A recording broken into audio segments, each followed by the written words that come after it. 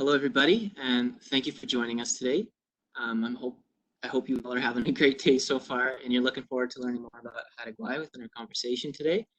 I hope you will all join me in welcoming Nika Collison by typing in chat and sharing how excited you are. This is going to be a really fun conversation, so I hope you guys brought some really cool questions. So for those of you who might not have read up on Nika's page on the website there, she is the executive director and principal curator of the Haida Museum and has worked in the field of arts, culture, and heritage for more than 20 years. She's deeply committed to reconciliation and is a senior negotiator for Haida repatriation initiatives, which has her working on a global scale with other mainstream museums and institutions. She's truly an amazing person, and I'm very, very thankful that she has taken the time today to share with us and answer our questions about Haida Gwaii, especially because we unfortunately don't get to go this month, but it's a great opportunity for us to learn. So before I pass it over to Nika, I would like to acknowledge the traditional lands in which I'm currently on. So as many of you might know, I live in Manitoba, and I'm in Treaty 1 territory, which is the traditional unceded territory of the Sioux and Anishinaabe people.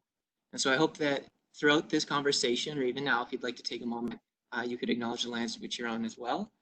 And so I'm also going to run over the kind of housekeeping rules, which seems sort of boring, but I always got to do that at the beginning. So everybody's muted on entry. Most of you guys would have been aware of that by now. So if you want to ask a question, you will just have to unmute yourself. And then also, when it comes to your video, you can leave it on or off, whichever you're more comfortable with. But it would be nice to see your beautiful faces. So whichever way you'd have it though. So with that said, I'll pass it over to Nika.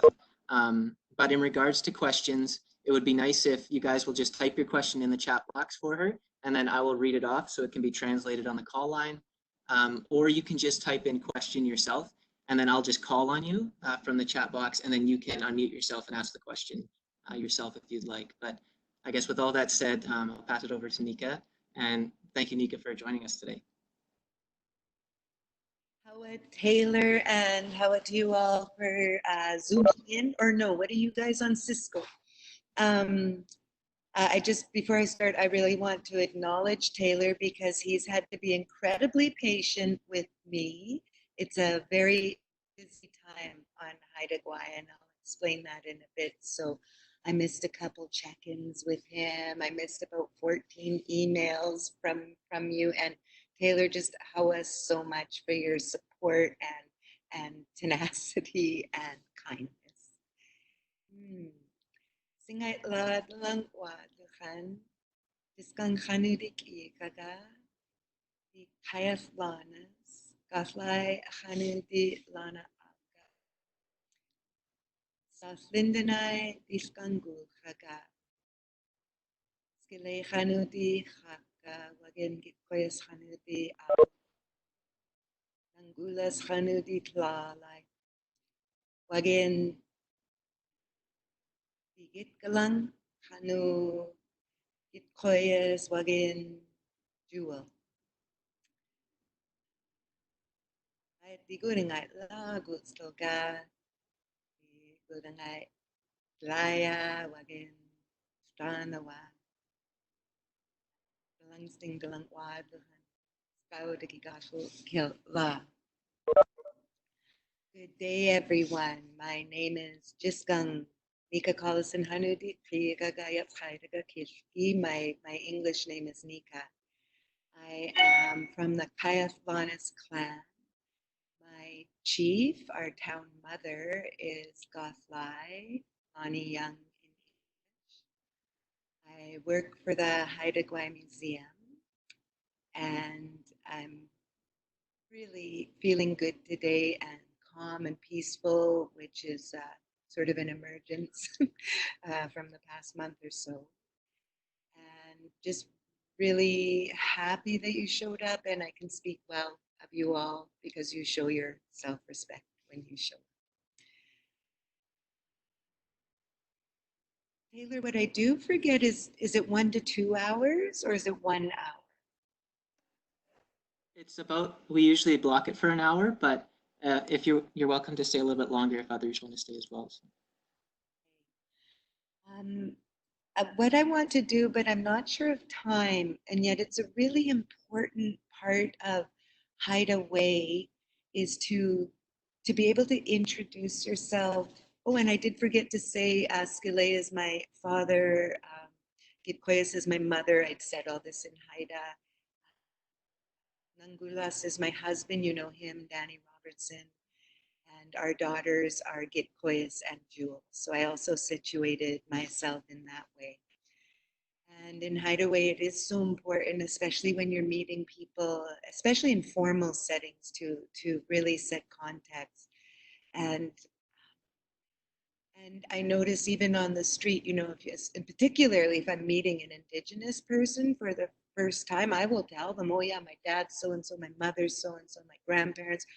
Oh my goodness, it creates an instant connection. So many of the older people I meet know my family, and it also creates a social capital because you come from a lineage in which there's already an alliance, and it sort of opens a door to some trust and excitement without having to build it.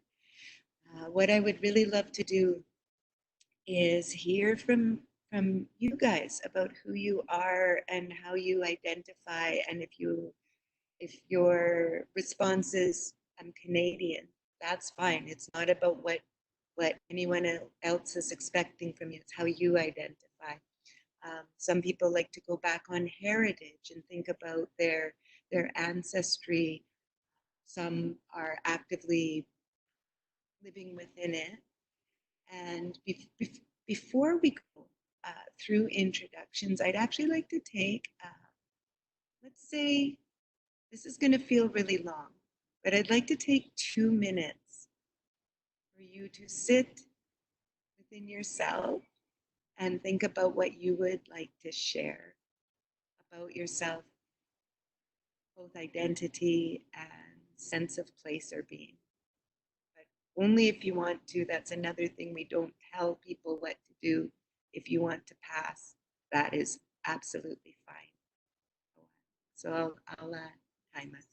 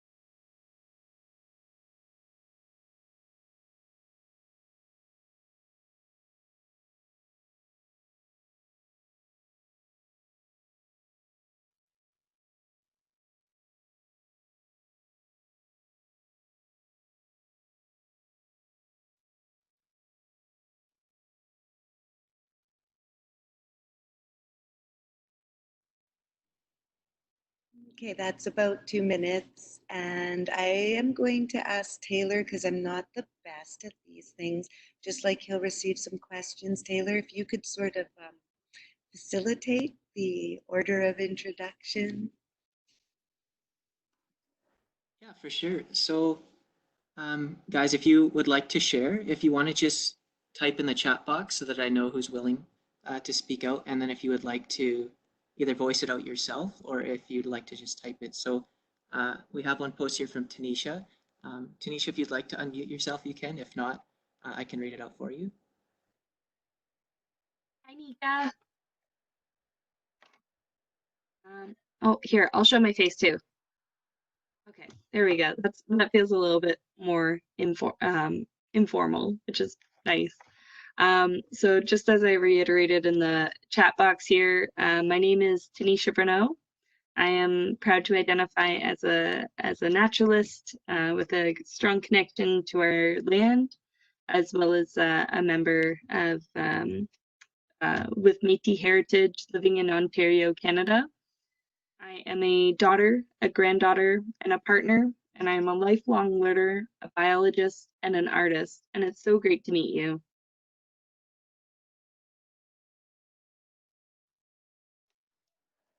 That's great. Thank you, Tanisha.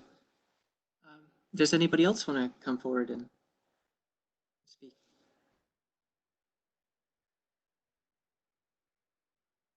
Hi, Nika. I'm Shatang Shi. I want to say, first of all, thank you for the wonderful introduction and for it's so important sometimes, in to create community, that first step of just saying who we are. And thank you for creating that opportunity.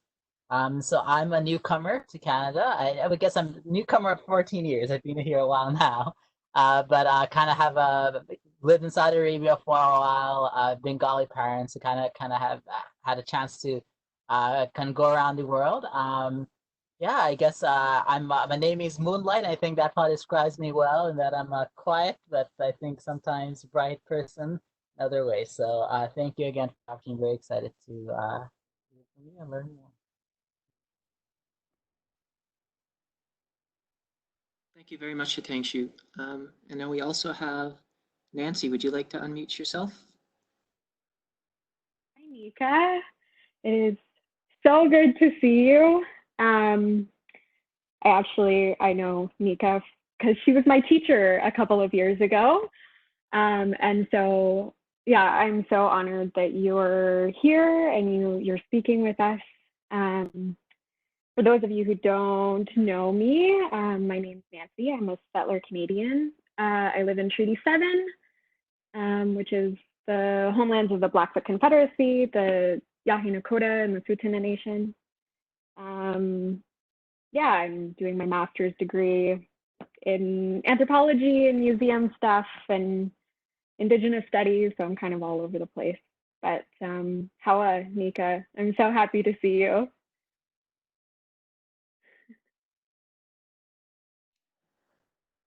Thank you, Nancy. I'll just check in the chat room here, see who else wants to go. Maria, would you like to unmute yourself? Yeah, sure. So I'm Matthews or Marie. My first language is French. I live in Rimouski in east of Quebec, and it's a Mi'kmaq territory. I'm not sure how to pronounce it in English, but that's what I know. And actually, the name of my city means um, ground of moon's ground in the Mi'kmaq language, I think. And I'm doing a master in education,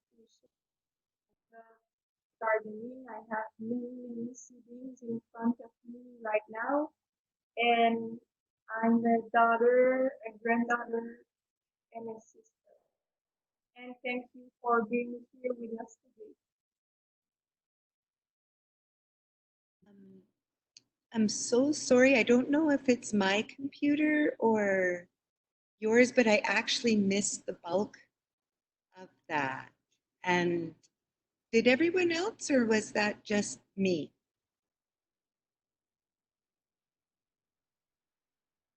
It was a little muffled at the beginning, I think. But I did hear the second half there. And yeah, you did get clearer in the last part for me, and I'm really sorry. Like you've done a little bit here, but would it be would you mind reintroducing yourself?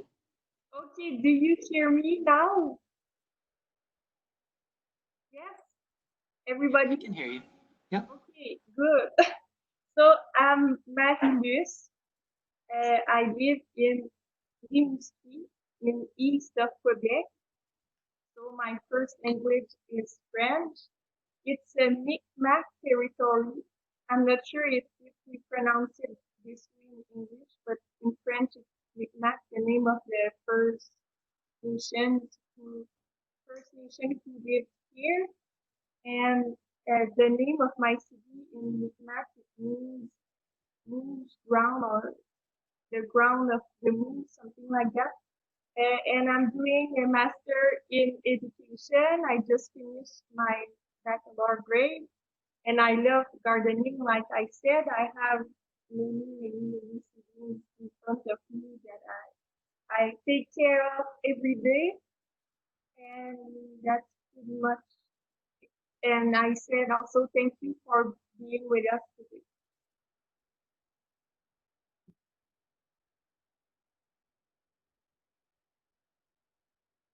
All right. Thank you. So who do we have next here? I just have Ocean Bridge admin that said I can go next with a smiley face. Whoever put that one in, can you? I think that was me. I didn't know my name wasn't there. Hi, everyone. Hi, Mika. Thank you so much for speaking with us today. My name is Alaïs. I'm in Montreal, which is the unceded territory of the Mohawk and the Algonquin people. I am also a daughter, a granddaughter, and a sister.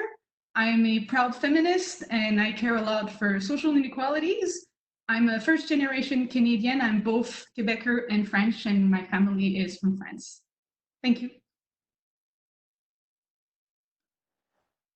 Thank you for sharing. Who we got next here? Is it Shemali? Would you like to go next? Can you all hear me all right? Yep. So my name is Shamili, and I'm currently based in Brampton, Ontario. My background is Sri Lankan Tamil, and I've actually never been back home, but it's part of my identity, so I always say it. I also work at a company called CSA Group, and I basically support their greenhouse gas emissions program. But I'm really excited for this. It's nice to meet you, Nika.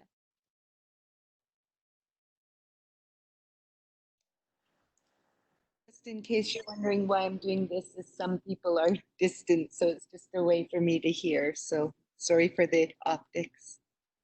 Oh, well.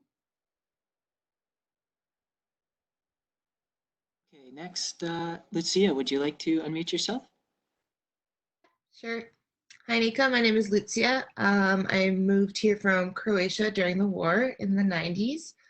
And I'm currently living in Halifax, but I'm right now in Oakville, the territory of the Anishinaabe and the Haudenosaunee. And I consider myself a marine biologist and a science communicator, and I love the ocean and everything that goes with it. And I'm a daughter, sister, and granddaughter. Thank you, Lucia. All right, let's see here. Is there anybody else that wants to share? I do see that there was a Maria. Oh, yeah, a Maria originally from Lima, Peru, that you don't have to speak, but that is on there. So if you want to.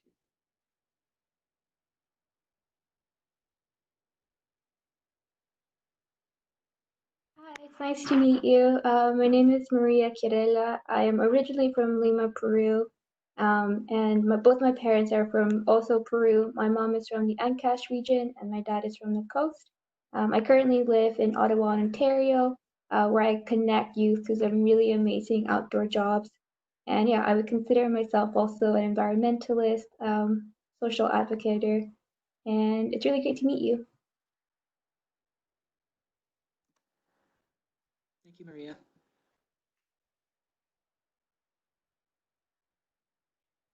Mo, would you like to share next?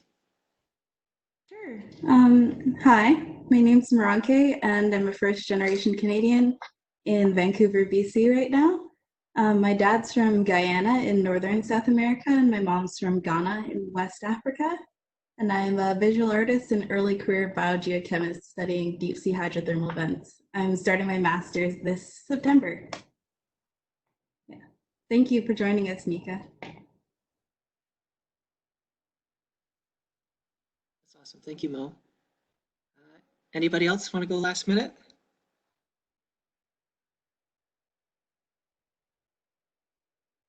I'll go. Can staff go? Or Yeah, for sure, staff Dad. want to go?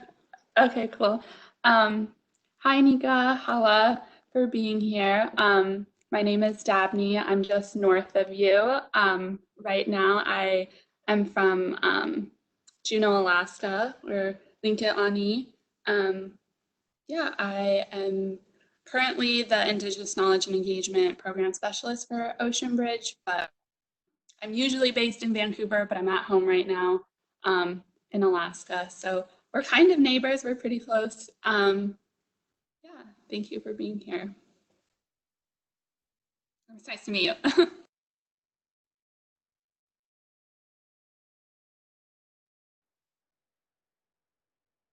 right, Steph, do you wanna go now? Hi, Nika. It's really nice to meet you. I'm Stephanie. I'm a graduate student at UBC and also a program specialist for the Ocean Bridge Pacific cohort, located on the traditional territory of the Musqueam, Squamish, and Tsleil-Waututh Nations. I'm originally from the Anishinaabe Nation in Northern Ontario, Sudbury, and I identify as French Canadian and also with Métis heritage. So my grandfather's side came from France, and my grandmother's side was Algonquin First Nation. My preferred pronouns are she and her, and I'm also a daughter, sister, and a granddaughter. And lastly, I'm a lover of the ocean, environmentalist, social activist, educator, and lifelong learner. It's really nice to meet you. And I've been to Haida in 2018, so I'm really, really excited to go back.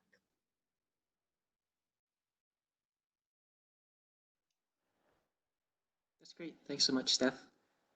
Would anybody else like to share?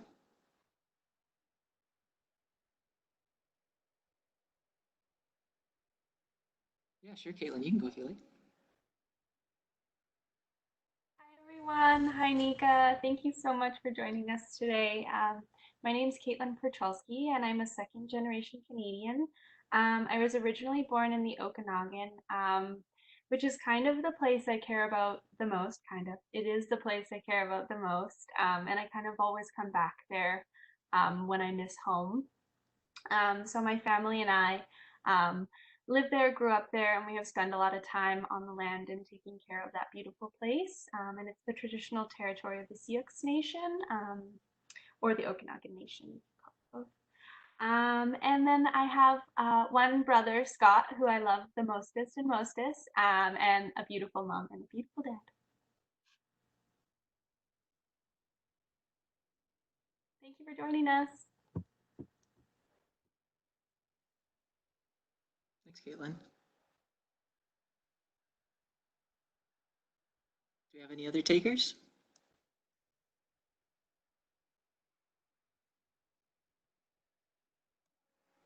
How about you, Taylor? Myself? Oh gosh. I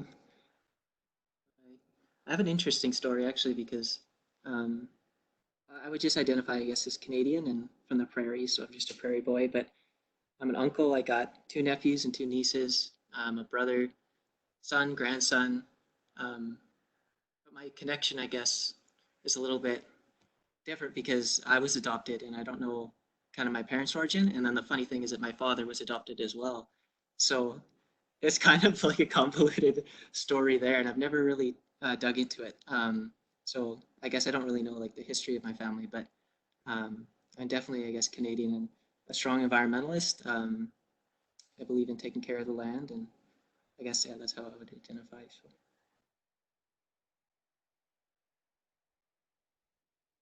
Yes, so much. That's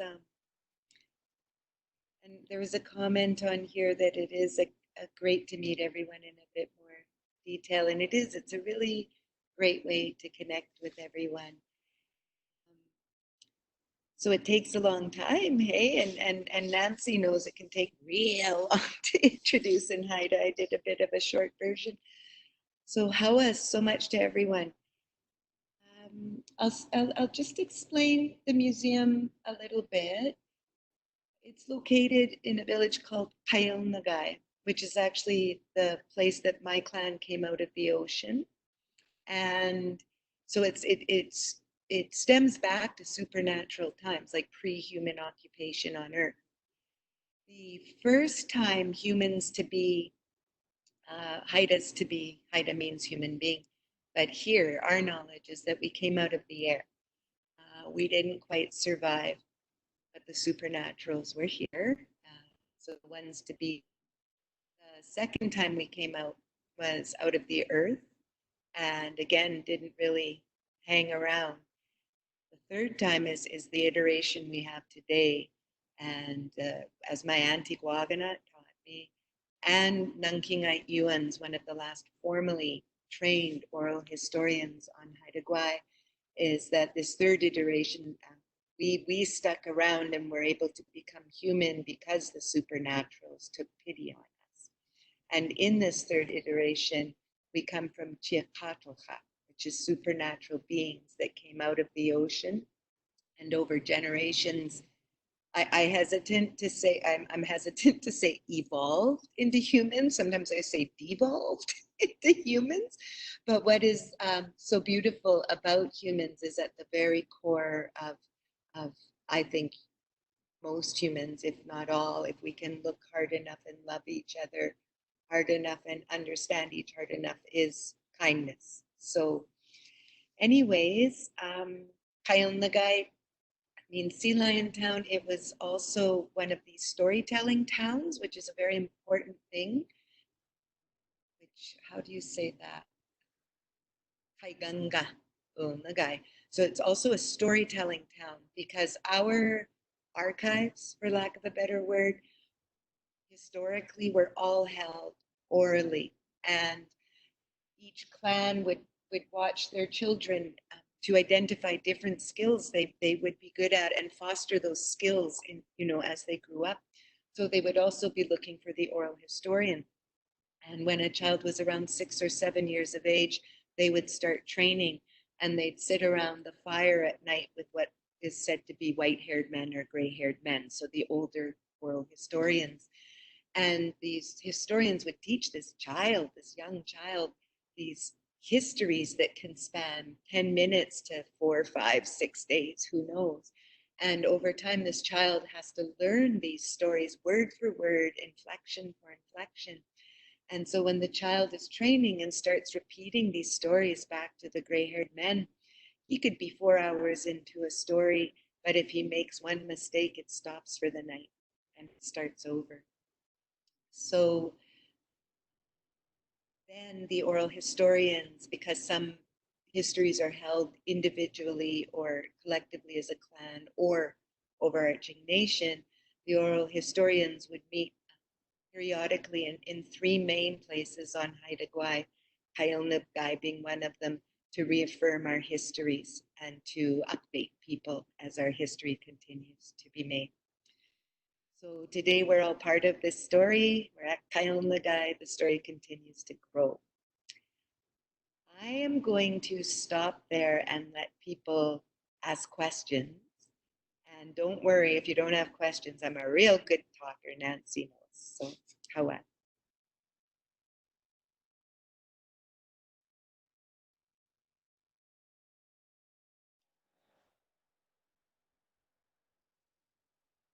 So we have a question here from Tanisha, and she's asking, how did you learn your history? Well, thanks so much for that question. And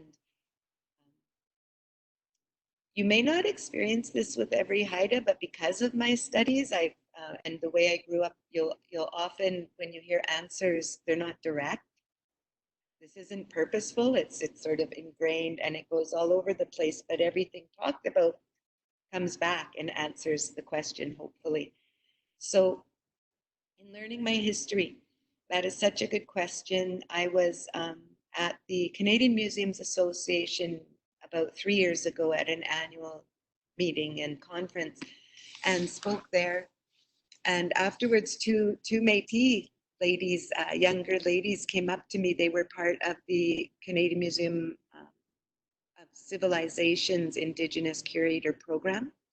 And they said, where did you learn that? And I thought they meant what school, or they did. They're like, where did you go to school? Where did you learn that? And I wasn't even 100% where they were asking. So I said, well, I went to school for financial management. And I learned the rest in the community, working with elders and researching archives as well, and then correcting. And they were like, wow, you learned this at home. And I'm saying that's scholarship, that's Indigenous nation scholarship, is learning from your community, learning from your elders, artists, other knowledge holders. So if you look back in history, and I mean no disrespect to Canadians on the ground when I talk about Canada, I'm talking about capitalist and colonial systems. So if you think about, and maybe you may not know even, I don't like in depth what happened post-European contact with Haida, and it was on the west coast, on the northwest coast and southwest coast, the first contact with Europeans direct in our territories was the Spanish sort of wandering around in our waters and Haida waters, and that's the first written documentation, and it's the first accepted written documentation of interacting with someone outside of, the northwest coast. So that's a colonial record. Haida records, we've gone to Hawaii and Japan, not on purpose, but we wound up there. We have records of early records of Maori coming through the waters, of early Chinese contact, and this is all pre-European. So those histories carried on, and we even went to Japan post-European contact, and Hawaii doing the fur seal or marine fur hunting with the Europeans and British that would hire us. So the initial contact between Europeans and Haida, based on a lot of thinking about it and research and talking to our elders, was not necessarily for the Haida an awful thing in that moment. It was nation to nation exchange. It was an economic exchange and a getting to know someone else, very economic based. As other ships started showing up, it became even more of an economic focus. And soon capitalism, which is like a disease, it knows no race, it knows no economic, whatever scale, it knows no culture. Capitalism came with the British and Europeans and infected our minds on a national level. The Haida, it's not that we didn't have capitalists before, but we have a very different idea of economy. And the economy that the Haida use, and still today, is one of social economics, and it is completely tied to how you conduct yourself and how you take care of people. And as Gujau taught me, it's your wealth and your status is dependent on the distribution of wealth as opposed to the accumulation. I like to stress that I tend to sometimes go off into the romanticizing of our nation, but we are human beings. We have individuals within our nation, that we have defectors, So when I speak about these overarching ways, it's a value that we strive for, just like there's laws that we try to follow within Canada as well. So when the capitalism infected our minds, we participated in the hunting the sea otter to near extinction. When that economy ran out, our artists had already been expanding from social art, because our art is very much a social function it serves, as well as economic. They started branching out into what we call a commercial art, doing things that had nothing to do with our day-to-day social practices. And that was really cool. And people tend to call them curios, but if you look at them, they are like avant-garde, modern art, cutting edge, high level fine art. So that was our side. As the fur economy waned on the other side, on what we call the new world, Europe, in the meantime, for 500 or 600 years, colonialism had been traveling across Canada. So it was already, as you guys know, a lot of things happening that weren't ethical or full of equity. By the time they got to what is known commonly as British Columbia, by the time they got to that region, it hadn't even been formed. There was both a resistance to signing treaties, and also because the colonists had made it so far that there was like, wow, I think his name was James Douglas or something. It's like, heck with this, we're just gonna do something else. And so instead of following the Royal Proclamation, even though treaties were sometimes broken or are often broken.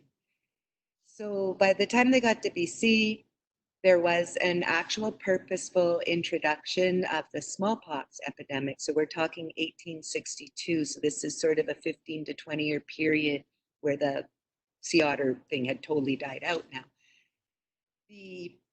There is, of course, in our oral history, but also in colonial records, the knowledge that people knew the smallpox was coming, that in Victoria, they made the decision to withhold the vaccines from the Haida specifically. And there was also purposeful introduction of the disease by colonial entities by putting infected people on the islands. So if the records between ship captains and early anthropologists and explorers, they tend to average out our population at 10,000 at the time. Some of our oral histories say that at least at one point there were upwards of 50,000 Haida, not necessarily on Haida Gwaii, but also in Alaska and along the coast.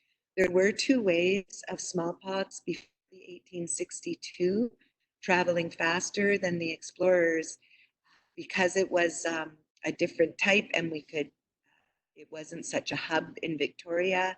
We did have some wiping out, but it was more on the mainland along with our relatives and friends there. So basically, as Idansu says, they softened us up by trying to wipe us out, because at the end of the day, by 1915, there were less than 600 Haidas on Haida Gwaii and less than 400 in Alaska, and we don't know how many on the mainland. So if you go between 10 and 50,000, I like to cut it in the middle at 25 to 30, it's a pretty extraordinary biological genocide. Shortly thereafter, the church and the Canadian government that was forming or consolidating its Indian Act, etc., formed the residential school system, which took our youth, our children. My own friend's mother was 4 years old when she was taken from her family and went to residential school for her life. So there's all sorts of stories like that.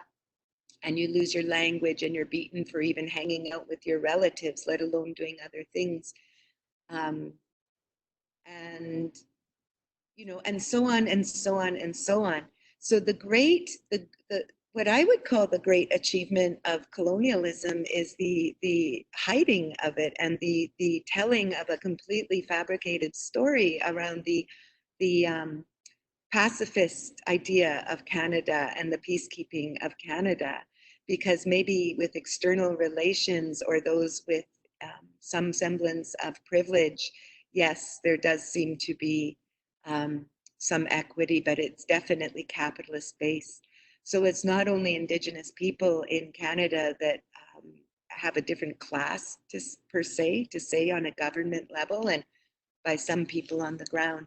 It's people that immigrate to Canada now, and yet anyone who isn't Indigenous is also an immigrant. So how can sometimes immigrants be today's immigrants be picked on by people who were generations of immigrants in what is known as Canada. So anyways, you know, this story when I grew up was not taught in school. When I was in grade 10, I was studying the Blackfoot, not the Haida. I was an Indian and I lived on a reserve and wasn't taught anything about that in school at all. And actually, my brother got expelled. He's 11 years younger than me. So this is in the 90s. He got expelled for challenging a teacher around the history and tried to explain it by saying, imagine, and it's funny because now this is actually used, but I don't think it was my brother who did it. I mean, like, because this is like in 92 or something. He's like, imagine you have a house and you let a visitor in. And pretty soon they make you, like, they give you a cold or something and you're stuck in your bedroom and they start to take over your entire house and take your food. They take your bank account and then they force you in a closet as you get sicker and sicker. And that's where your home winds up being. And he got expelled for explaining that in the early 90s. So I see the emergence of knowledge around my history, my nation's history, and Canada's shared history with Indigenous peoples as really only truly emerging in the late 90s and early 2000s. And it's so exciting when we get to meet people like you guys, like Nancy's class and others that have taught, because there's these incredible youth that are coming with knowledge that I didn't get to learn in school, right? And have access to talking to people now that can share knowledge. And so that's really exciting. So yeah, I learned my history through the privilege of working at this museum and getting to work with our elders and learning about repatriation, because if you want a portal into the history, believe it or not, nation state museums are part of the genocide. They were created as part of the genocide era and were created. So what you see in modern museums, mainstream museums, is they contain the physical evidence of Canada's genocide against Indigenous peoples. The beautiful thing about museums today is so many of them want to work with Indigenous people and find ways to make things right. So that is how I learn my history, and I continue to learn every day. And I also learn from our children. We believe, we know in reincarnation. So we learn from our children until they're about 6 or 7 from who they used to be. And an example there is stars. So my daughter Jewel used to be my Auntie Bubby. And before we knew that, from the age of about 4 till 7, which is when everyone gets institutionalized and all children have trouble staying connected to the other world and knowledges. She used to say we come, or she'd say the stars are people that have died and they're waiting to be reborn. That we first came out of the air, the aliens is how she explains it, brought us down to earth. And other things like that. And I wasn't thinking, I was being goofy, and I didn't think about that could be knowledge she's telling me from who she used to be.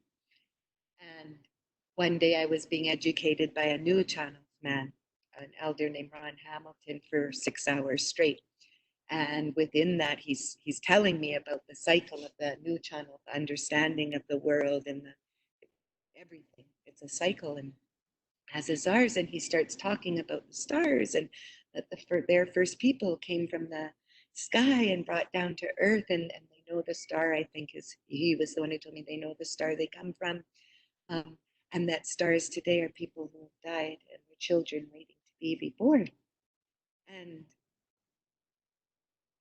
I was like, what the heck? So then I came home, and I didn't go around saying that you don't necessarily blurt out what your child is achieving. You shouldn't brag.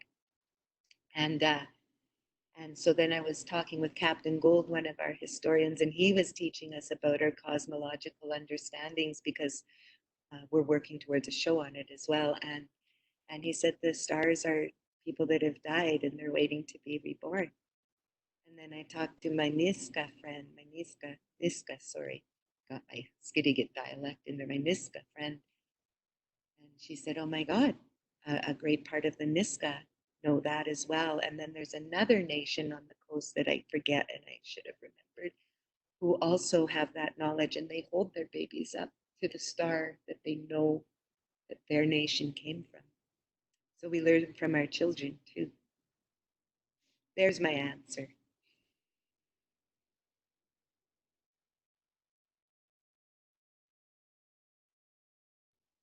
You're welcome, Tanisha. Okay, I can see these, Taylor, so I'll just look at them. Even oh, did I say your name right, Tanisha? I think I said it wrong. Can you help me pronounce it? You said it perfectly. Thank you so much. Okay, Hawa. Okay, so the question is, given the history with diseases significantly impacting the people of Haida, Hawa, for this question, I really hope someone would ask it, because this is my life right now and all of our lives on Haida Gwaii. And if no one asked it, I was going to impose it on you. Okay, given our history.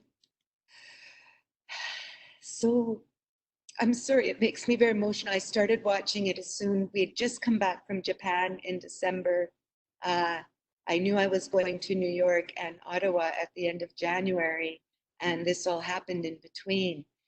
So I've been watching it incredibly closely just based on my own personal interest and keeping safe. And then it was so clear it was coming. It's coming like a tidal wave over to North America. I still made it to New York and Ottawa. I want to say something. You know, I will. I'm just upfront. Hey, in the beginning of February, when I came back from Ottawa, I went to New York and Ottawa. I went to my brother, the same one who was expelled. I said, it's coming, and we're going to be unsupported in it. This is just like 1862, and it's exactly the same but different, as our elders say, about modern life versus ancient life. So I'll touch on that again later. So on March 17th, we closed our museum. On March 18th, the Council of the Haida Nation issued a travel restriction. At the time, it was a suggestion. Now it's firm that we will only accept essential workers on Haida Gwaii, and that locals can only travel off for emergency, family, or medical, or whatever. On March 23rd, this is incredible. When you think about the shared history between Canada and Indigenous peoples, and you think about this island now at 4,500 people, about 50% Haida, 50% Canadian, or draft dodgers.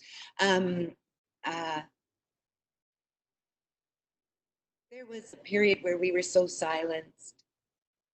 And then there was this period where we started coming out in the 60s. You know, in the late 60s, there were still signs saying no dogs or Indians on bars, right? So you got to remember that.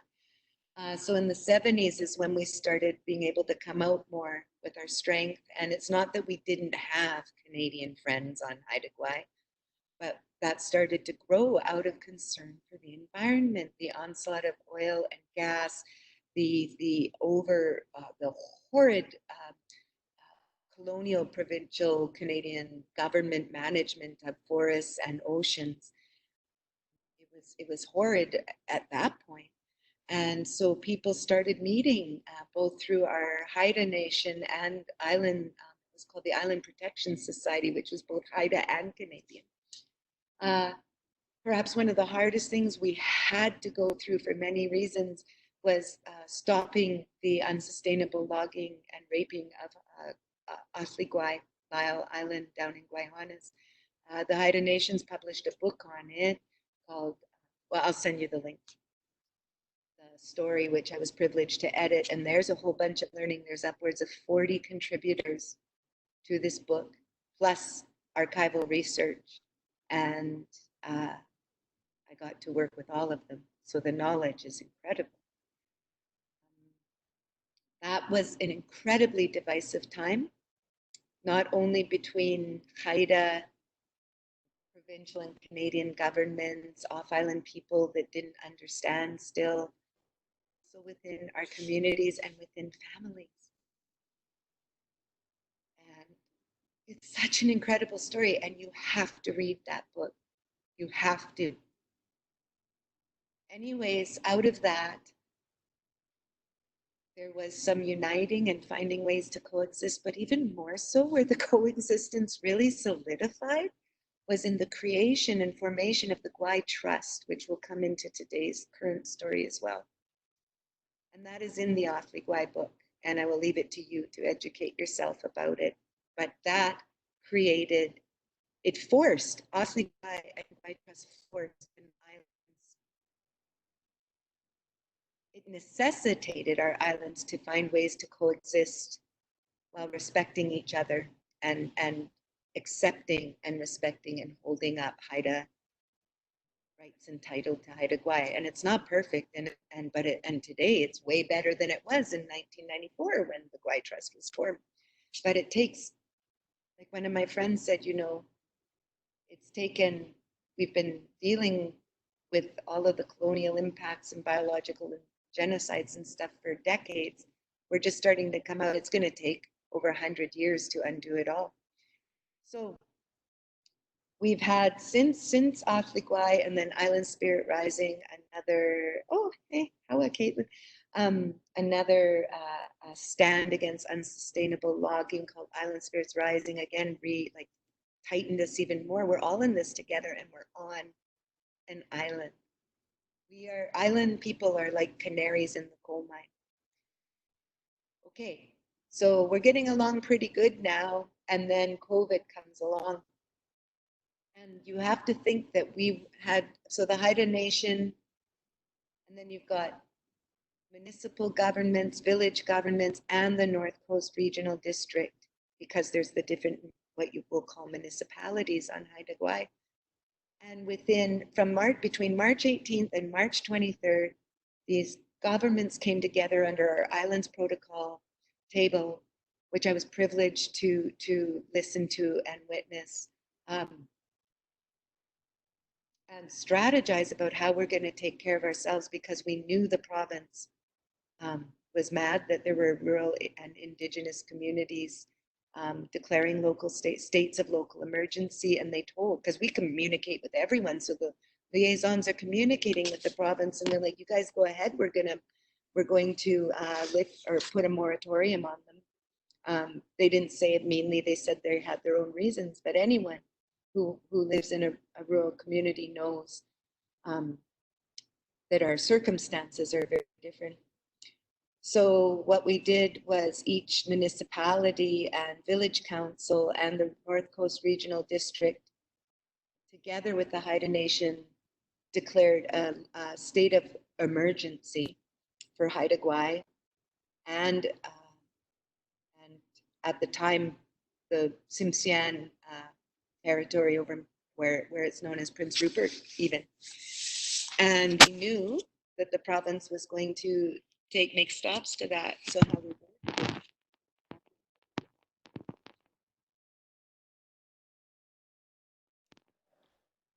Oh, Nika, I'm not sure if your mic's picking up right now. I can't hear you.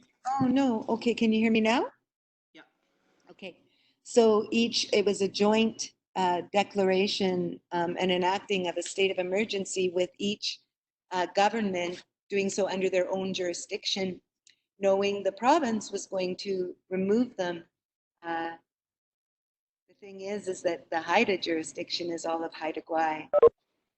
And so the reserves, the band council's jurisdiction is under the federal Canadian government and also remains in effect. So we did that going in, knowing that we would all take care of each other, and the municipal governments have continued to do so. The province is still now they're opening up, and we get some of the opening up, but declaring certain aspects that we would call tourism as essential services is scary as well. And there's people, blah, blah, blah. So now it's the North Coast entirely that has said we're under a state of emergency. There are travel restrictions. That includes the Heltzuk, the Nuchal, the Katla, like it's all along the central and north coast. We've banded together. There is a letter out we did, blah, blah, blah. You can look on the Haida Nation page, website. You'll find that stuff under the COVID section.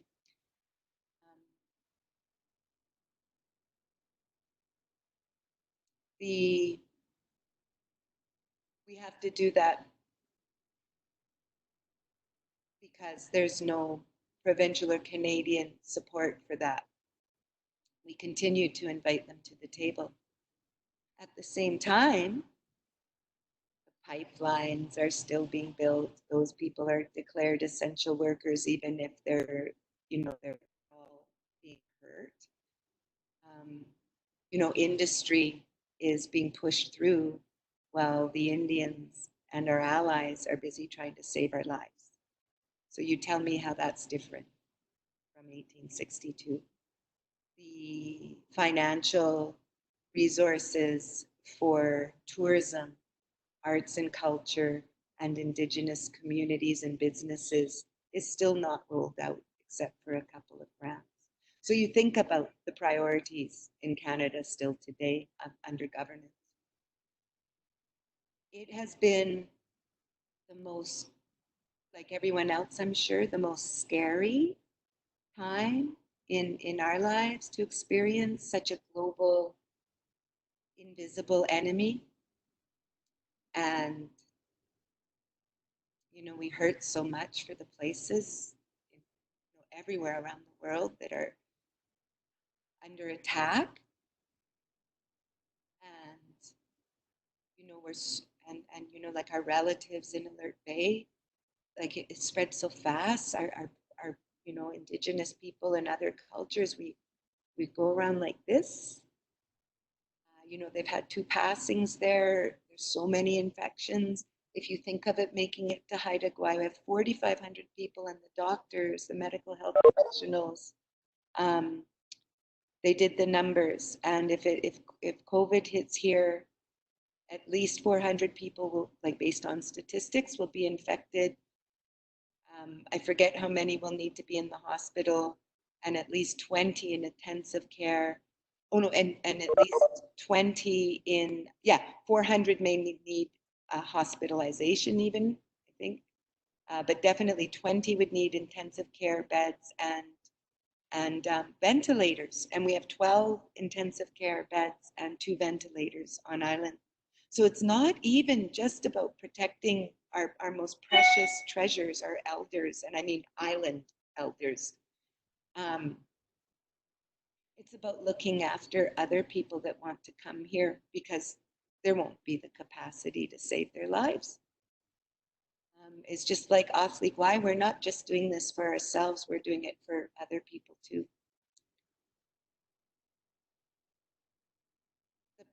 The silver linings and the privileges and the humanity experienced through this difficult time is incredible. I feel grateful that I get to experience this, as scary as it is. Watching 8 government entities work together to save Haida Gwaii and then expand to the North Coast. That's not easy. Think about that many governance systems having to work together and come together with a common goal and message. The care, we have these webinars every week. I host them on the Haida Nation. Same thing, someone posted the page, you'll find it. And we did one on economy, and it didn't matter if it's a Haida or Canadian view of economy on Haida Gwaii. I wound up getting all teary-eyed talking about money because of that social fabric that cannot be separated from economy on Haida Gwaii, and the care and the love. The opportunity to reshape our governance on island, formalize it more, strengthen it more together, the opportunity to reshape what economy is on Haida Gwaii. So I think that would be how COVID is impacting our community. We're scared as hell. We don't see, we're concerned, and we observe the similar actions as that Canada did in the late 1800s and early 1900s, and yet there is so much beauty and humanity here right now.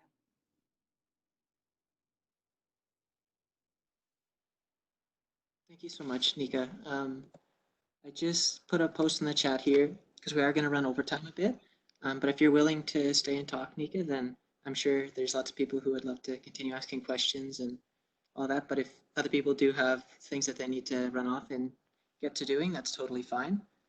But I will keep this room open as long as Nika is willing to share with us. So.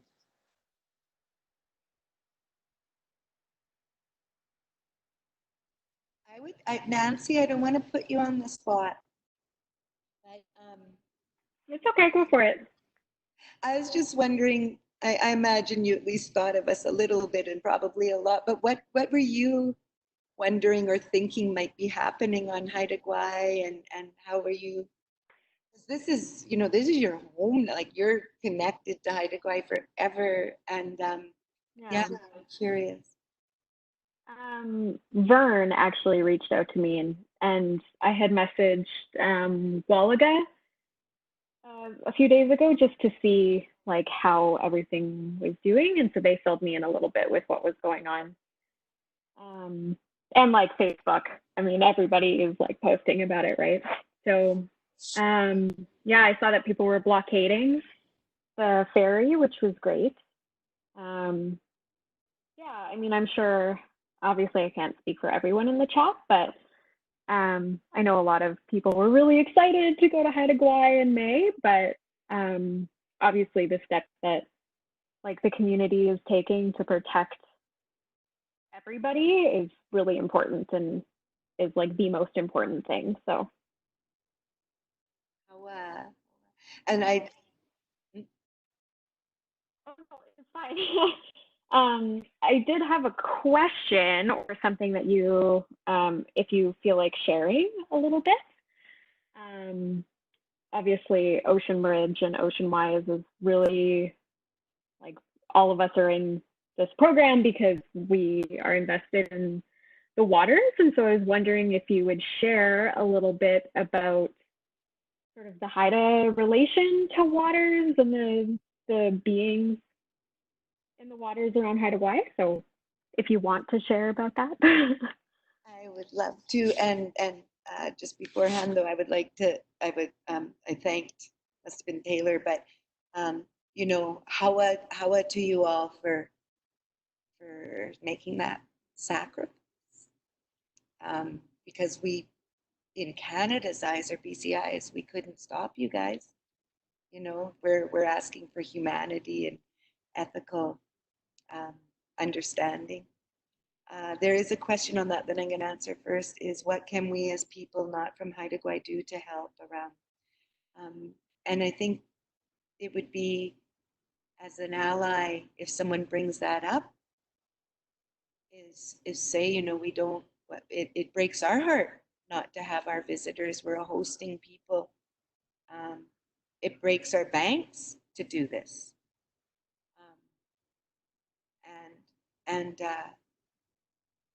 But we have to, and that we really want our friends, our visitors to come back when it's safe to do so.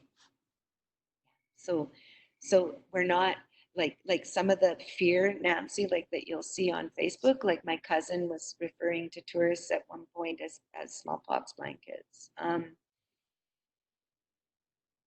So individuals are going to have really visceral reactions, but also it's not about tourists that were going to come here. It's about the ones that are blatantly going against our travel restrictions. And the only way to get to Haida Gwaii right now is BC Ferries, and BC Ferries alerts them. We have Haida over there that alerts them. One time Jennifer Rice was over there. And I'm so thrilled to say that tourists have turned around at BC Ferries, that they have turned around getting off at Skidegate Landing. So, we're dealing with a few, but because BC, and totally fine, respect BC, start lifting your conditions, but respect that we have different ones. We are concerned that more people are going to loosen up and start coming, and we're going to have to get firmer. Okay, so the ocean. Well, I mentioned, so we come from Chiakatalcha, supernatural beings that come out of the ocean, as did everything else. So Haida Gwaii, in the sense that Nang Kilslas Raven, long story, so I'm just going to say he brought 2 pebbles from the sky world down and threw them in the ocean because the supernatural beings were tired. They needed a place to rest, and one became Haida Gwaii and one the mainland. And so, as things populated, for example, Budingai became salmonberry or raspberry, even though raspberry is not indigenous, endemic at least, it's still considered part of the berry family. So the abalone became mouse, and I can go on and on. So every second breath we breathe comes from the ocean.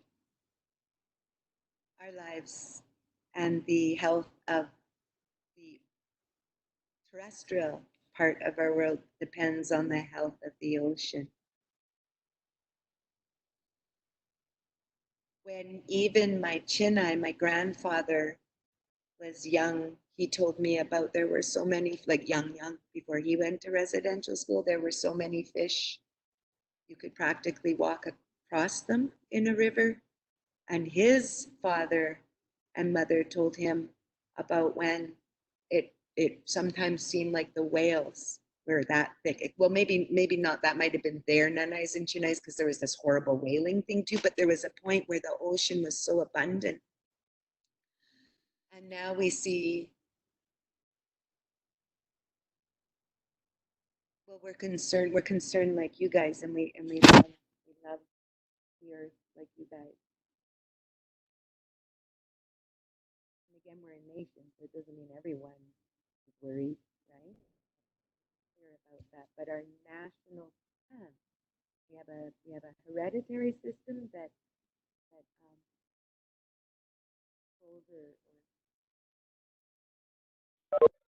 is how we take care of ourselves internally, is our hereditary system. Then we have a national government, which includes our hereditary system. And at our national government, we have an annual House of Assembly, and we make our laws there. So we have a national stance against oil and gas. We're scared, and we see the impacts. We're the canaries in the coal mine. We see the impacts. They're like cow on Haida Gwaii, herring roe and kelp. The kelp is all dying off. The herring, there's been a moratorium on certain fishing for 20 years, and the cow is less and less. 2 years ago, I cried, knowing, not cried that I couldn't have any, cried because it's not coming back. When the Simishir almost washed up on the west coast of Haida Gwaii, people, like we were in Vancouver, sobbing, panicking, like it's an actual, it feels like COVID in many ways.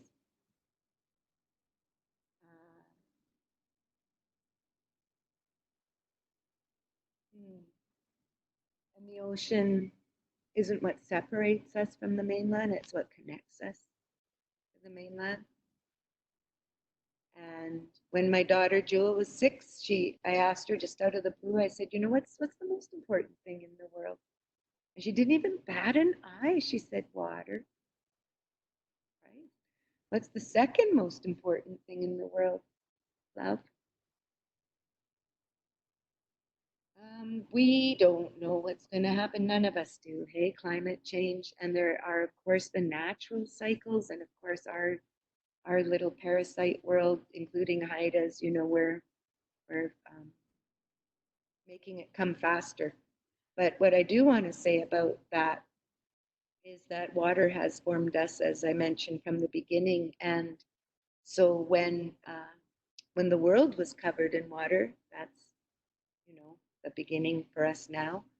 And then at some point, the water decided it wanted to get cold, and it receded and it turned into ice, and we became people of the ice. And then at the same time, not at the same time, but in amongst that, we became people of the tundra because the water wasn't there.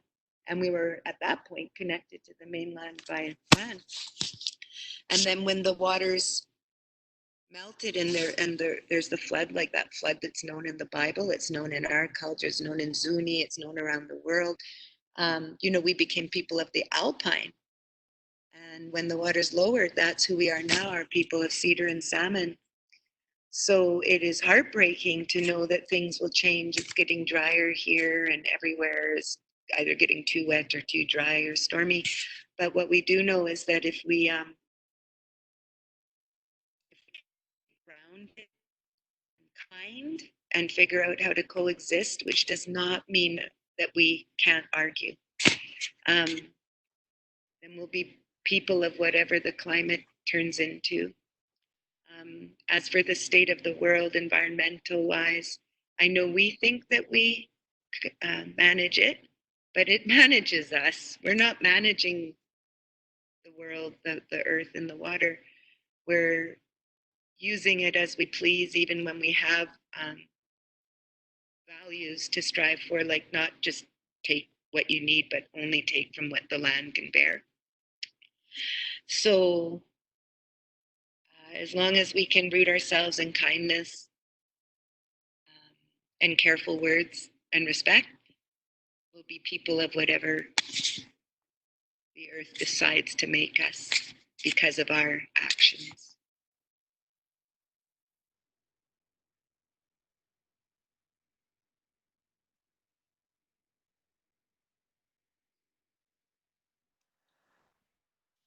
Thank you, Nika. Does anybody else have any questions?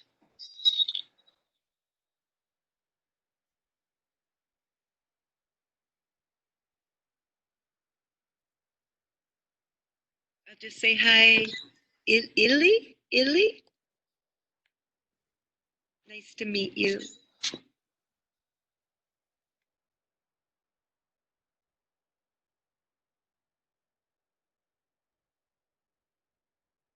Hi, Nika.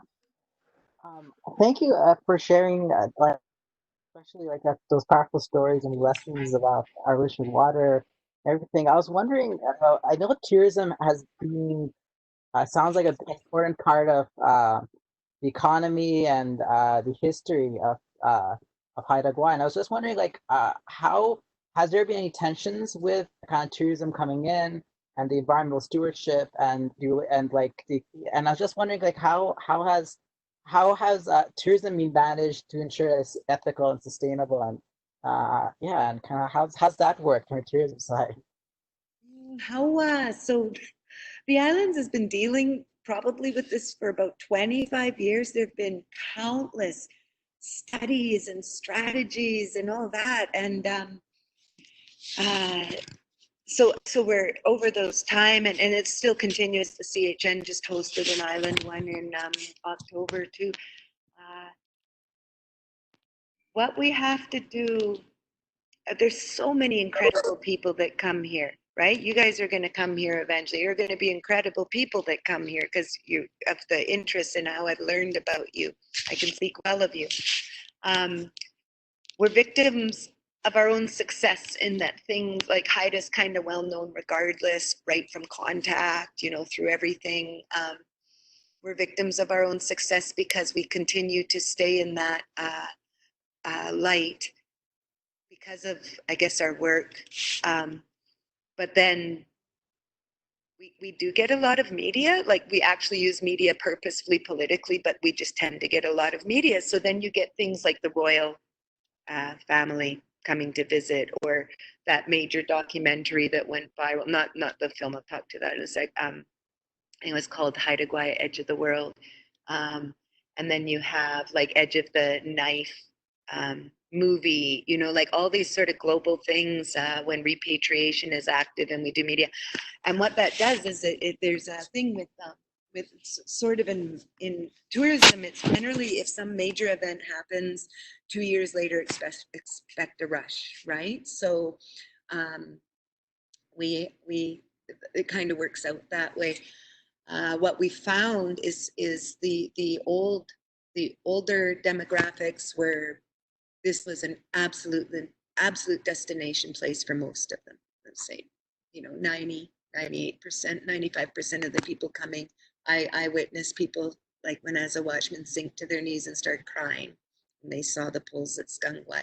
A lady that was dying, and so she came. That's all she wanted to do was come to Skungwai, and she was in a wheelchair. That kind of stuff. So there's these incredible people that come here, and then of course you get a little too out there, and I think we're in the top 25 in the New Yorker for places to go. So then what starts happening is we get people that are coming here as a part of their bucket. Horrible people. It's just a different type of visitor. I've been to Haida Gwaii. They have expectations generally, in my experience in meeting these people, of what they want, what they expect, as opposed to coming to learn and share and everything. So that's part of it, is figuring out those people, because the racism that comes out, especially on our youth that we put forward as cultural ambassadors, can be quite damaging. But for the most part, it's like 95% good experience. So there's all sorts of things. The main one is we don't want to turn into some place like Hawaii. We're scared of that. We lack in infrastructure for tourism and visitation right now, but we have to be very careful how we increase infrastructure. We're being very careful. We're really pushing language. So I actually don't like the word tourist, and I don't like the word tourism, even though I use it here and there. What we push to use is visitor and guest, and visitation and hosting, and we are building that pardon me, ethos within our own collective vision, because tourism is a major industry on Haida Gwaii. What we're now trying to figure out is, how do we provide the education that we're starting to see a bigger percentage of visitors need, around respect, around understanding some semblance of history or appreciation of respecting the land and water.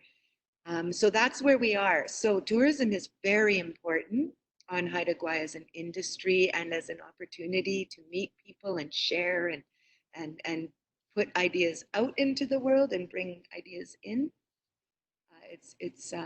We're really crashing, right? Like this COVID thing and our necessary travel restriction. There's small businesses going under. The museum, I think we're projecting upwards of $50,000 deficit, but I love financial challenges, and I think we're going to come out 50 in the black by the end of it. We're not going to have a tourism season. The travel restrictions are not going to lift anytime soon, no matter what BC or Canada is doing. So I should explain this, that the Haida Gwaii, so things here are so intertwined. And so when the museum closed, we went under secondment and were brought over to the Council of the Haida Nation that's why I've been privileged to witness all the work behind the scenes. We support in communication, strategy, and economic development. So I'm the lead on economic community supports and business continuity.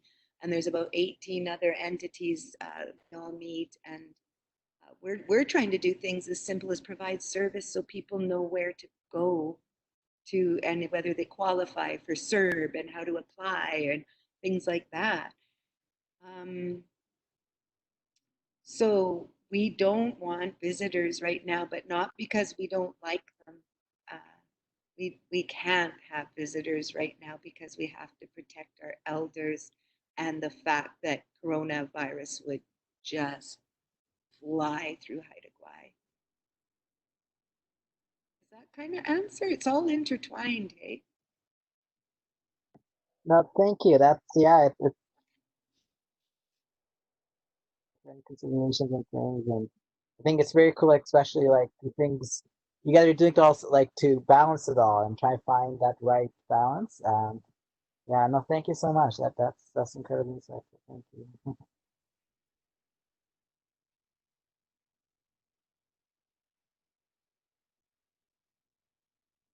What do you guys want to do when you come up here? What were you gonna do? I suppose I can speak to that because I did most of the planning. Or maybe Alex, would you prefer to speak to that?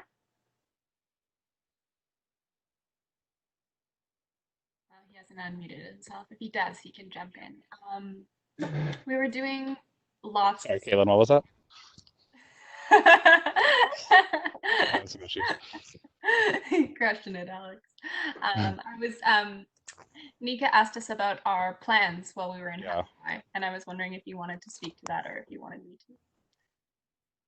Yeah, I mean, our plans are, I mean, we had done some preliminary talks earlier, and our plans so far had been we were staying at the glamping area that everyone was aware of, and we were going to try to start there by doing some initial beach cleanups.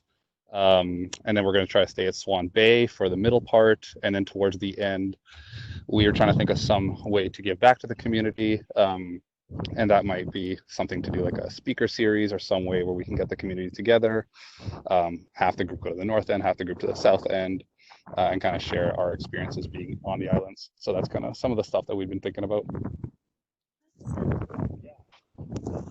One thing I forgot to bring up, and again, it's all intertwined. Like we were going to do a major exhibition called Skanky to start a fire, which is about energy sovereignty and food sovereignty. And then COVID hit, so we've got all sorts of different ways to do it. But then food sovereignty is directly related to COVID-19, which is directly related to environmental concerns. And so it's outrageous the amount of individuals and organizations, all of us working together around food sovereignty and sustainability. And if you guys want to have a chat some other time, I'd love to tell you about all that too. Yeah, we definitely had a visit to the Haida Heritage Center. I think probably for one of the first couple days we had that envisioned, and we talked about it a bit loosely with Seraphine and with Danny, of course. So hopefully, yeah, hopefully that'll still be in the books for us. Yeah, well, I sure hope so too. It's beautiful. I think it's a beautiful space. And actually, when you were talking at the beginning about smallpox, I was reminded of this beautiful piece we saw there when we were there last. Alex and I managed to sneak up a visit right before everything happened. So we were there beginning of March. And there's a piece there. It's like a hand stitched piece, I think by a community member. I couldn't remember the name, and it was talking about like the ancestors that are present, even though they weren't allowed to, they were taken by smallpox, and how they sit like invisible in the room. And it just like really shook me to my core. And I was thinking about that again when you were talking. And I just think there's so many beautiful, beautiful pieces there that I think can, yeah, share so much with folks.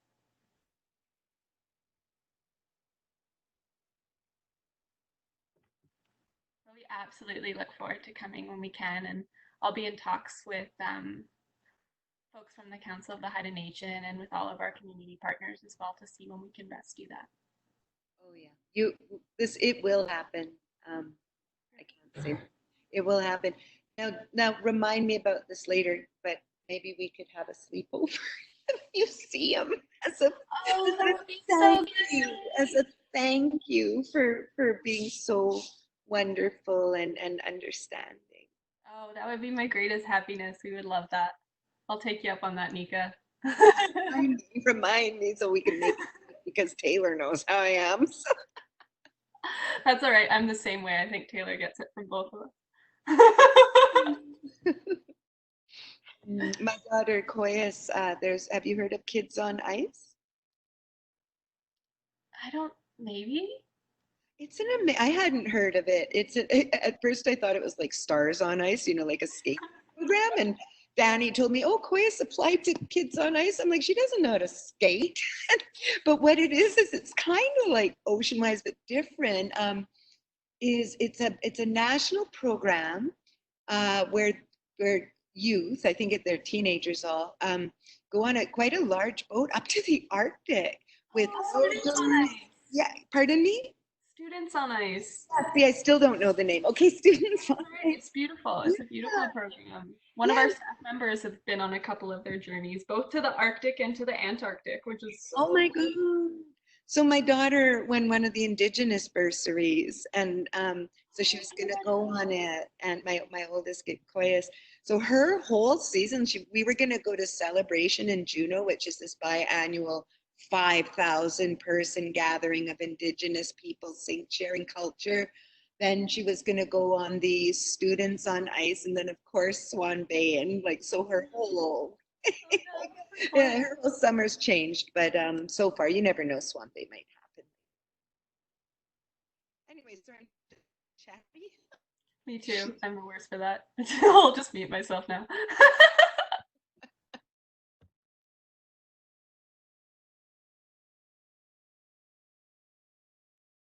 Yeah, hi Stephanie. Yes, Students on Ice.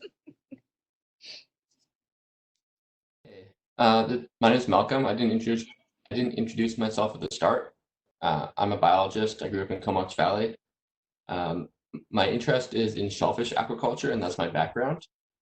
And I was wondering how the management of marine space has changed over time, from clam gardens to current industrialized shellfish farming. What kind of stage Haida Gwaii is in, and how people there perceive the growing of shellfish, I guess. I read an article on killing urchins in the barrens to restore the kelp beds, and I was just curious about how all that's going down.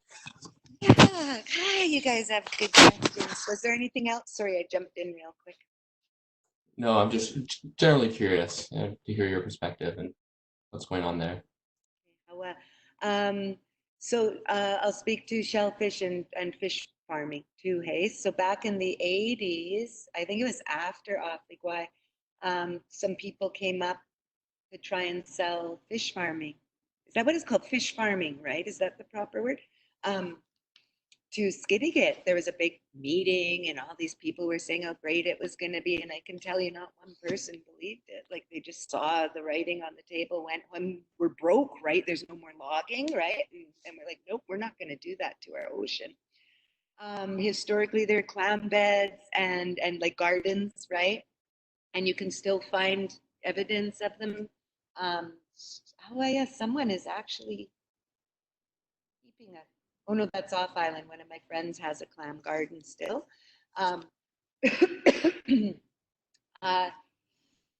So even the red tide is getting worse, hey? So it's getting harder and harder, and we can't tell, like, we're always conspiracy theorists because of all the stuff that is tried to be done to us all the time. So, DFO closes red tide, and we're like, really? But you don't want to take the chance, hey? So anyways, that's a commercial market that the people in the North End lose out on, razor clams. But we're not blaming TFO, we're just saying those changes. Plus people like to eat, so we could still get clams. James Williams has been going out and digging clams for the elders and stuff like that during, extra type of feeding. So a few, again, probably 20 years ago, maybe even longer, some aquaculture, was brought up like, hey, let's do some shellfish, and I think it was scallop, and it was just scallop. And there was some hesitation, but I believe it was our band council and Old Masset that partnered on one. And it was more about the passion of maintaining it, I think, like the business and it kind of went away. It was a mom and pop organization from Gates, Queen Charlotte. Very nice people. I don't know how they pulled this one off, but they brought in oysters, and were promised that hi Darren. They were promised, and sort of like people here were promised in general, that oysters wouldn't take over. They just within the farm. I have to say, I'm so sorry, Malcolm. Are you related to a guy named Kiernan? No. Oh my God, you're there. Whatever whatever comes out of your eyes reminds me so much of this guy named Kieran, which is good stuff. So, okay. And then, so there are oysters, like you can still go out and get oysters, but they're not farmed anymore. But luckily they haven't really taken over because that was obviously a fear. About 10 years ago, you know, these are all corporate people that come up and sell us ideas or want. So then one came in that wanted to farm gooey duck, like grow gooey duck. But there was a couple things there, like we'd have to like kill or harvest all the like actual gooey duck and then use them as seeds. And it was just insane. So, and that guy was planted here for 10 years and told to do whatever it took to sell us out. And he wound up moving, hey? So, but the thing is that, you know, one of the things, like how we create an island industry, for lack of a better word, as well as food sustainability. So, you know, there's mentions of how, like, we're re-envisioning our future and the way economy will work on Haida Gwaii. You know, so aquaculture has been brought up again. And over these decades, we're more and more able to just do it our way, you know, and one of our people over in Sanskrit was saying that when I was marveling at what actually goes on behind the scenes, but then what we pull off. And he said, I think it's because we live on an island. We're so remote, we don't know what we're not supposed to be able to do. So we just do it anyway. So I don't know if that fully answered your question, but that's where we are with it. And then the kelp, Guayhanas has started the care of the kelp, the farming of the kelp. It started last summer, was it? Do you know? Or they announced the initiative last summer. Guayhanas, like the region, Parks Canada and the Haida Nation are doing some farming, like to try and grow it. I think it's happening in California. I'm not sure how it's going because a large part of it is not actually over harvesting per se. It's the change in water temperature, as you guys know, but also without the sea otter, which we helped hunt out. The urchin overtake and they eat the kelp forest. And of course, the kelp forest is like the forest on land. It's essential to survival of the place in which it lives. So the Gooding-eye, the sea urchin, we're eating it out, and now Christ, the sea otter are coming back. So we're in a pretty precarious situation here because they won't eat the kelp, but they'll wipe out the shellfish. Hey, so anyways, yeah, that's where we are. Cool. Thank you.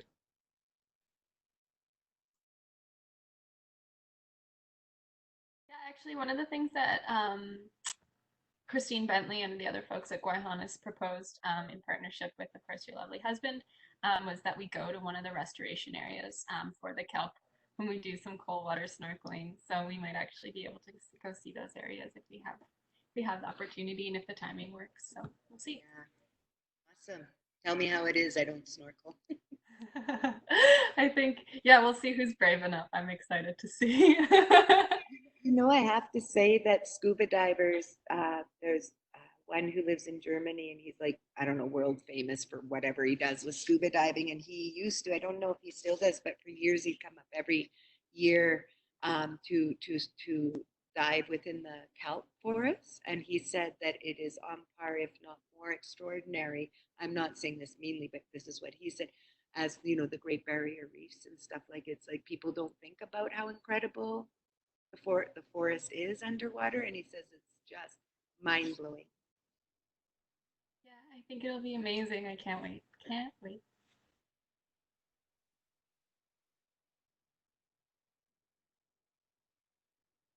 Dang, you good, Nancy. Look at all you guys that have links so ready at your fingertips. Way to go, Nancy and Kate.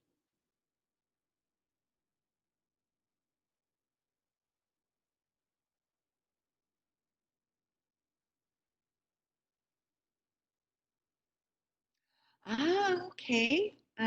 Marine debris. So Stephanie is asking, I'm wondering what the current state of marine debris is on the beaches of Haida Gwaii.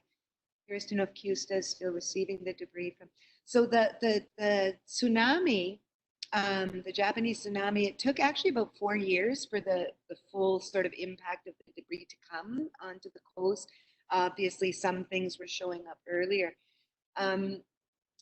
Our Highlander, our company that my husband runs, that you'll probably be maybe seeing the boats, I don't know, using the boats. We got the contract for both tsunami debris in Guayhanas and for the, the coast of the whole Haida Gwaii, and we subcontract to people to make sure the money's go elsewhere as well. And then there's volunteers, so like people that want to go to Guayhanas can hop on the boat and go down and gather stuff. So it's an island-wide effort. What we found, and I only went on a couple, but we went out to Kaisun, which is also one of my clan's historic villages, and I was with my clan sister, and we were in the forest, like, 100, 200 feet in the forest, digging out water bottles. These water bottles were not from the tsunami debris. These water bottles were covered in moss, and the styrofoam pieces, this big, that comes from boats, and some of it might have been, but this is in the forest. And how it breaks up is terrifying. So yeah, a lot of tsunami debris came in, but from Danny and Trent and everyone else that was out there, a lot of it is just ocean garbage, that comes from us, and it comes as much as the tsunami debris. It's just wild. I'm sorry. I hope I don't sound like a downer. This is the reality of what we know, right? There's all the beauty too. I don't want to say there's no beauty and excitement going on here, but that's the reality. So I'm not sure about Cuesta. I think the contracts are done now. I don't recall Danny mentioning any, but there might be some on the groundwork. But yeah, that was crazy. Like we'd have to helicopter the debris out of Lipas Bay and areas like that on the north end of the island, and it's just outrageous. But it's a mix of the tsunami and just how we're living in the world. Well, thanks. Yeah, because me and Taylor, when we were there in 2018, like we went with Danny on the Highlander to Lipas Bay, and I just remember it was crazy. I was not expected to see like that much debris on the beach. I remember like I came home and it's just I helped like talks about like how crazy this issue is and about how like mainland communities just don't realize the effect of this problem. But no, that's really good to hear that. Hopefully that tsunami problem is handled. But yeah, I'm excited to get back up there and hopefully do some more cleaning. Yep, we always need it. Do we have time for more questions, or can I ask one? I'm happy. I've got 20 minutes, so I'm happy. Stay. Okay, great. I was just wondering if you could talk a bit about like cross-border relationships between Haidas in like Haida Gwaii and Haidas in Southeast Alaska. And then also kind of so I'm Tlingit, I'm from Juneau, Alaska. And like the way our tribal governance works is that we are together. Like our tribe, I'm sure you know, is the Tlingit and Haida Indian Tribes of Alaska. It's like our official title to be like recognized or whatever by the US government. It's just the way the cookie crumbled that way. And so we're very related. And so I was wondering if you could talk a bit about that, because I think it's cool and important, and the people in the office and others can hear like just Awesome. For that. So I'll start with a story with Danny actually, and then get into it. We're probably related somehow, hey, you and I. But Danny is Scottish, and I also have Scottish ancestry, and so growing up with some identity issues, again, the result of colonial fracturing. Having white in me, and white's the enemy. That's in the 80s and stuff. And anyway, so I don't want my daughters to grow up that way. Neither does Danny. So we're going to embrace them as proud Haida and Scottish. So anyways, I used to joke that I imported Danny, so I wouldn't marry my cousin. Hey, and So then we went to Scotland to visit his sister when I was Dosket, when I was pregnant with Koyas, and I looked up my Scottish ancestry. So Danny's last name is Robertson, and I'm Scottish through the last name Reed. So I'm looking up in these giant, thick genealogy books, and it turns out that Reed is part of the Robertson clan. Like it's just all the same thing, same Tartan, Valor. I married my cousin anyways, hey? So, but when it comes to Alaska, yes, so we've had, there's a bit of Haida territory up in Southeast Alaska, and I have a lot of relatives up there, but I've never been. I was so excited to go to Celebration, so we'll go next year. And my cousin Lucy, she knows all our relatives up there, hey, so I was really excited. And, you know, even some of my own clan lives in Southeast Alaska, so not just relatives from other clans. And, you know, pre-European contact and post, obviously, we have very good relations with the Tlingit, and we are relatives. And there's a chief I know that lives in New York, a house chief named Garfield George, and he just loves telling me about, you know, our relations. And his family was one of the last that had rights to trade with us for canoes. And I think it was his house who married into our people and vice versa. And when the mom died, the children went to live with their house, you know, like really strong relations and trade. And we also know that we'd met Haida, Iron people, white people before the Spanish because of their trade with you guys and up in Alaska. The connections run so far and deep. And you guys are real strong in your population. Hey, what is 30,000 or something? Yeah, I don't know, but if you go anywhere, you'll meet one. Yeah, so and then you know this idea of this co-governance where we're truly in Tlingit territory. You know, we moved there somehow, some before, you know, we weren't there before, is my understanding. We immigrated. And there's this shared governance, and I don't honestly know much about it. I've dealt with people in the past around repatriation. But you know, that's pretty beautiful that two nations can co-govern themselves together. I think you're on mute. Oh yeah, sorry. I was telling my people to so I could ask you a question. So is that like an instance where you would potentially work across borders with folks in Southeast, like Tlingit and Haida people for like the purposes of repatriation? Because I know that was like a lot of your work that you do, and which I saw in like the bio and stuff. So So the difference between the, you know, nation state border that separates us is in the United States. You guys have the Native American braves. Yeah, NAGPRA. Yeah, NAGPRA. Yeah. And it's a legislation, it's an act, it's law, and it requires all, I mean, you probably know this, I'm giving context for everyone else. It requires all federally funded museums to inventory their indigenous, what they care for in collections, and then provide these lists to indigenous tribes. And the limitations around NAGPRA, even though it's an extraordinary thing that happened in the 90s, is that through, again, it's colonial legislation that they define that ancestors should go home, burial materials and sacred objects, but they tend to try and define what is sacred. And my argument is a food strainer is sacred, right? So anyways, our first cross-border repatriation, the Oakland Museum actually contacted us, and which was extraordinary. Again, it was the late 90s, and there was no issue there. She didn't follow NAGPRA. She says, NAGPRA doesn't apply to you guys. You're across the border, but I want your ancestor to go home, right? Wow, that's amazing.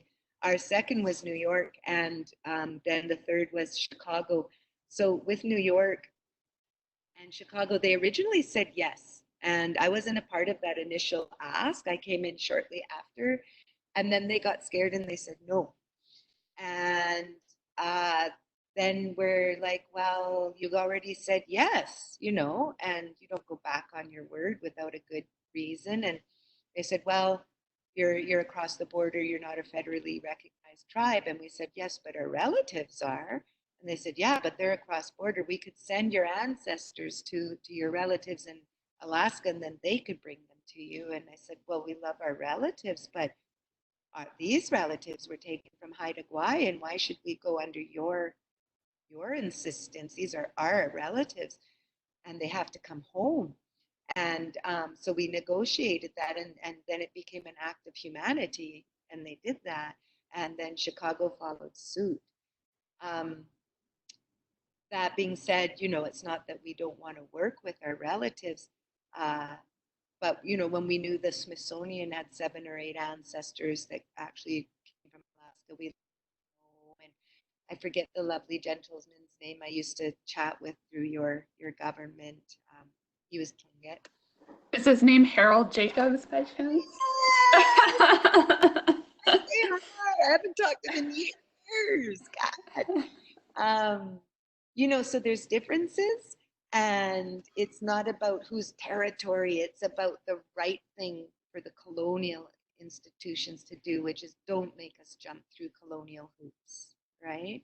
So so I know like the Tlingit, and I'm not sure about the Haida up there, but there's several like Nahin Chilkat robes that have been returned to different houses. Is that right? But then they're cared for at the Juneau, at the Alaska Museum, and then they're taken out during celebration and things like that. Yeah, so yeah, we have a few, like the last party we had in November or October, were a few hats that had been repatriated a while ago, but they're being housed at the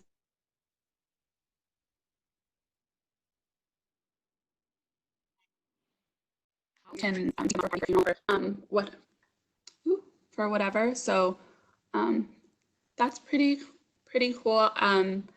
That sounds really nice, like those stories, the repatriation stories, those instances where they kind of skirted NAGPRA to send things back. I definitely, I don't think people are as generous often, like museums and such in different parts of the states. I went on a repatriation trip a few years ago to Denver to look at these Raven screens, and the curator was just hell-bent on keeping them and having like a replica made, which I know is oftentimes like a suggestion that museums make in order to keep the original. But it was like one of the most frustrating, like infuriating trips ever. And like we took an elder and everything, and it was, yeah. But so I just would be interested in hearing more about kind of the repatriation stuff, especially across borders. It's very fascinating. Yeah, well, I can talk for hours about that. So when you come up, we can send you a link to the Indigenous Repatriation Handbook that we did too, that the Royal BC Museum and the museum did together. Darn, I was going to say something. Not to hog up the question time, so. No, it's important. Usually I can keep what I want to say when I'm listening, but it went out my head. What was it?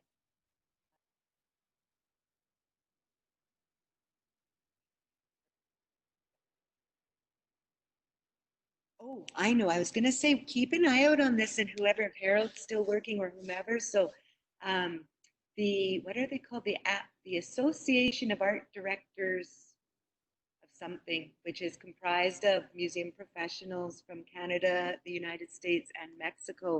I think it was April 16th. So they're an association. They don't make law, but you know how museum associations and art associations can be quite powerful around ethics, and they can, through social influence, stop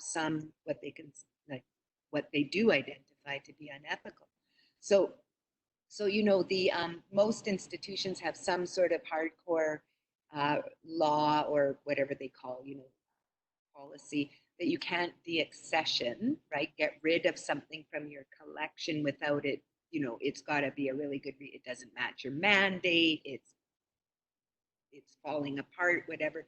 And it's really frowned on to sell items, even though back in the day that they were just like art dealers, they used to just sell back and forth.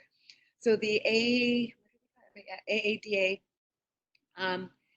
they'll publicly shame art museums that sell their collections, and that's how they manage to control it.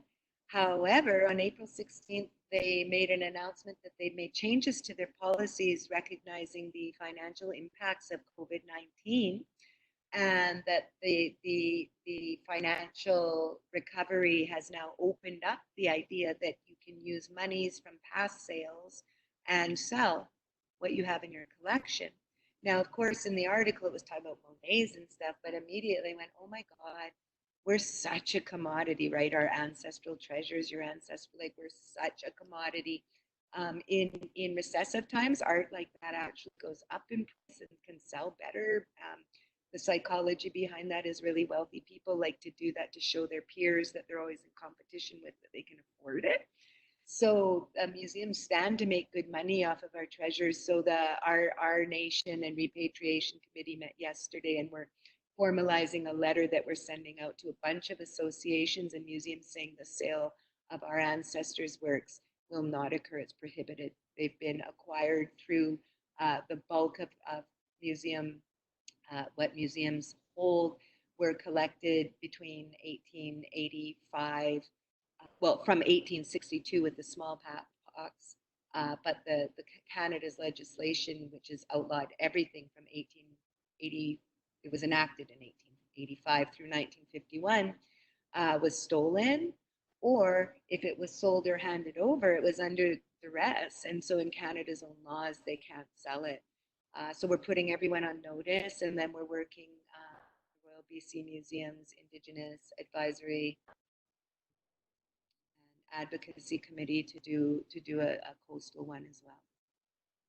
So heads up for you guys too, just in case.